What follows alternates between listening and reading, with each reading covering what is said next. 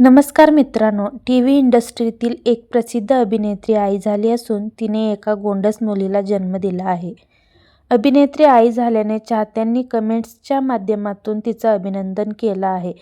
छोट्या पडद्यावरील लोकप्रिय मालिका देव के देव महादेव यामध्ये पार्वतीची भूमिका साकारून घराघरात पोहोचलेली अभिनेत्री सोनारिका भदौरिया ही आई झाली आहे. सोनारिका आणि तिचा पती विकासच्या आयुष्यात नव्या पाहुणीचं आगमन झालं आहे. सोनारिकाने 5 डिसेंबर 2025 रोजी एका गोंडस मुलीला जन्म दिला असून आई झाल्याची ही गोड बातमी तिने सोशल मीडियावर चाहत्यांसोबत शेअर केली आहे.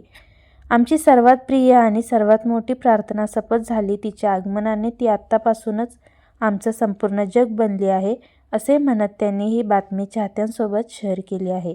सोनारिकाने ही गुड न्यूज शेअर करतच तिच्या पोस्टवर चाहत्यांनी कमेंट्स करत तिला शुभेच्छा दिल्या आहेत.